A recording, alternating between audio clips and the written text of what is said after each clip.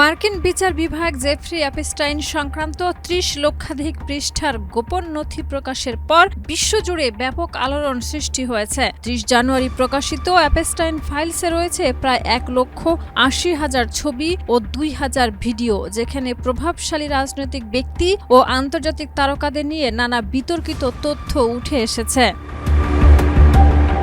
নথিতে আন্তর্জাতিকভাবে পরিচিত চলচ্চিত্র নির্মাতা মীরা নায়ার নামও উল্লেখ করা হয়েছে। ২০০৯ সালের একটি ইমেইল অনুযায়ী তার ছবি অ্যামেলিয়া এর প্রিমিয়ার পরবর্তী পার্টি হয়েছিল দণ্ডিত যৌন পাচারকারী ঘিসালাইন ম্যাক্সওয়েলের নিউ ইয়র্কের বাসভবনে। সেখানে সাবেক প্রেসিডেন্ট বিল ক্লিন্টন ও আমাজন সিইও জেফ বেজোস উপস্থিত ছিলেন বলে দাবি করা হয়েছে। এছাড়াও ২০১২ সালে ইলন মাস্ক ও অ্যাপস্টাইনের মধ্যে ইমেইল বিনিময়ের তথ্য পাওয়া গেছে, যেখানে অ্যাপস্টাইনের ব্যক্তিগত দ্বীপে সফর ও বন্য পার্টি নিয়ে আলোচনা ছিল।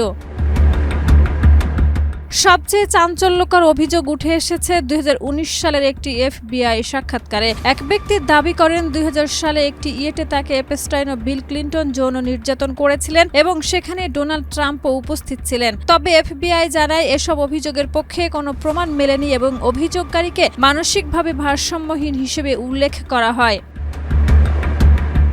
নথিতে ডোনাল্ড ট্রাম্পের নাম একাধিকবার এসেছে। ২৫ বছর আগে এক কিশোরীকে তার সঙ্গে যৌনতায় বাধ্য করার অভিযোগ সহ মারে লাগোতে আয়োজিত পার্টিতে ইলন মাস্ক ও ট্রাম্প পরিবারের সদস্যদের উপস্থিতির কথাও উল্লেখ রয়েছে।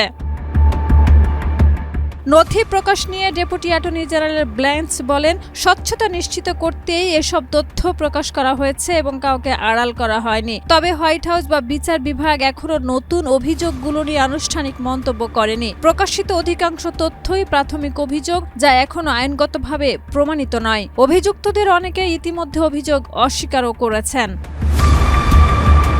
শাহিদা রুবি, মাই টিভি।